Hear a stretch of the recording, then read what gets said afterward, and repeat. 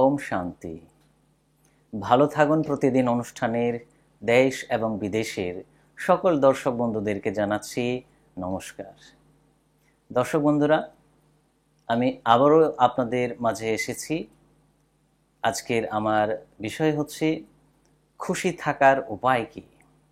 হ্যাঁ, আমাদের প্রত্যেকের জীবনে এই খুশি জিনিসটা অত্যন্ত জরুরি। সুস্থ থাকতে গেলেও আমাদের ডাক্তার বাবুরা বলেন খুশিতে থাকুন, হালকা থাকুন, খুশ মেজাজে থাকুন। খুশি শব্দটা দুটি, এই শব্দটা আমাদের কাছে অতি পরিচিত, কিন্তু এই খুশি নামক শব্দটা সবার কাছে নেই। কারণ এই খুশি সবার কাছে ধরা দিতে চায় না। খুশিতে থাকার জন্য মানুষ কত কিছু করে। মানুষ বিনোদনের জগতের মাধ্যমে, মানুষ বন্ধুবান্ধবদের মাধ্যমে, মানুষ দেশ বিদেশ ভ্রমণ করার মধ্য দিয়ে খুশিতে থাকতে চান। কিন্তু খুশি তো সবার কাছে কাম্য নয়। এই খুশিকে আমরা পাবো কোথায়?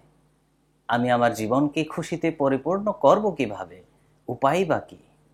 আপনি কি কখনো ভেবে দেখেছেন? তাহলে এই খুশি তো দেখুন, আমরা যদি বলি খুশিতে কেউ ক্রয়ও তো করা যায় না। আমরা যদি কোনো দোকানে যাই, আমার দৈনন্দিন জীবনের চাহিদা মেটানোর জন্য সেখানে জিনিস পাওয়া যাবে, কিন্তু খুশি তো আর কিনতে পাওয়া যায় না। তাহলে খুশি পাবো কোথায়? আসলে সত্যি কথা বলতে কি, খুশি আমাদের সকলের ভিতরেই লুকিয়ে আছে। এই খুশিটাকে জাগিয়ে তুলতে হবে। এই খুশি আমার অন্তর্জগতের মধ্যে কোথাও না কোথাও এক জায়গায় লুকিয়ে আছে, সেটাকে খুঁজে বের করতে হবে। তাহলে খোঁজার জন্য আমাকে কি করতে হবে? দেখুন, আমি 2-4টি কথা আপনাদের সামনে তুলে ধরব। যদি আপনি খুশিতে থাকতে চান, তাহলে আপনি কারোর প্রতি কোনো নেগেটিভ ভাবনা রাখবেন না। নেগেটিভ ভাবনা মানে কি? কারোর প্রতি আমাদের ঈর্ষা ভাব, ঘৃণা ভাব, কারোর প্রতি রাগ করা, এগুলাকে আপনি মন থেকে ছেড়ে দিন। দেখবেন সেদিন আপনার মনটা হালকা হয়ে গেছে এবং সেদিন আপনার মনটা খুশিতে ভরে গেছে, তাই না? আর দ্বিতীয়ত হলো, আপনি কারোর সমালোচনা করতে যাবেন না। কারোর সমালোচনা করা মানে কি? আমি তার খারাপটাকে দেখেছি, তার খারাপটা দেখা মানে সেই খারাপটা আমার মনের মধ্যে আছে। তাহলে আমি যখন তার খারাপটাকে দেখা বদ্ধ করতে পারবো, তাহলে আমি কারো সমালোচনা করব না। তাহলে আপনি যখন খারাপটাকে দেখা বদ্ধ করবেন, আপনি সমালোচনা করবেন না, এবং দেখবেন সেদিন আপনি ফুরফুরে মেজাজে হয়ে আপনি খুশিতে জীবনযাপন করতে পেরেছেন। আর দ্বিতীয়ত কথা, যেটা এখন সময় অনুসারে অত্যন্ত জরুরি একটা করণীয় বিষয় আমাদের সকলের জন্য, সেটা হচ্ছে আমি কিন্তু অন্যকে ক্ষমা করতে পারি না মন থেকে। আপনি একটা ভুল করে সরি বলাটা যেমন সহজ, কাউকে মন থেকে ক্ষমা করে দিতে পারা অত্যন্ত কঠিন। আপনি নিজেকে একবার ভেবে দেখুন। তাহলে আপনি মন থেকে যে ক্ষমা করতে পারছেন না, এই ক্ষমা করতে না দিতে পারাটাই কিন্তু আপনার জীবনে খুশি হারা হওয়ার একটা কিন্তু প্রধান কারণ।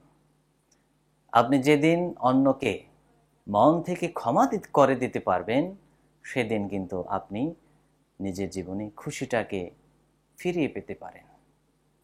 তাহলে এই অন্যকে ক্ষমা করে দিতে পারা, তার জন্য কি করা? তার জন্য আমাদেরকে অ্যাটেনশন সহকারে আমরা দিনে একবার না হলেও, সপ্তাহে একবার না হলেও, অন্তত পক্ষে মাসে একবার হলেও আমাদের সকলের জন্য ক্ষমা দিবস পালন করা দরকার। কেন দরকার? কারণ জীবনে চলতে গিয়ে কত মানুষের সাথে আমাদের উঠা বসা করতে হয়, কত কথা আমাদের জীবনে চলে আসে।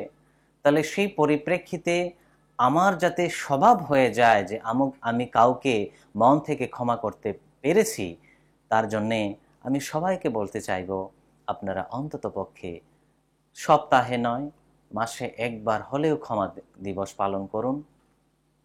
যে দিন আপনি টার্গেট করে নেবেন সেই দিন আপনি মন থেকে সবাইকে ক্ষমা করে দিন। যে ব্যক্তির কারণে আপনার জীবনে এমন একটা অধ্যায়ের সূচনা হয়েছিল যেটাকে আপনি এখন ভুলতে পারেননি, তাহলে দেখবেন আপনি খুশিতে থাকতে পারেন। আর দ্বিতীয়ত হলো, আপনি নিজেকে গ্রহণযোগ্য করে তুলুন। গ্রহণযোগ্য কিভাবে করে তোলা? দেখুন, আজকের সময়ে মানুষ কিন্তু আমি শব্দটার মধ্যেই কিন্তু ঘুরপাক করছে। ইংরেজিতে আমরা যেটা আই বলি, আমি করেছি, আমি জানি, আমার ডিসিশন ছিল, আমার এই জিনিসটা লাগবে, আমি এই জিনিসটা পছন্দ করি না। এই আমি শব্দটার মধ্যেই কিন্তু আমরা ঘুরপাক খাচ্ছি।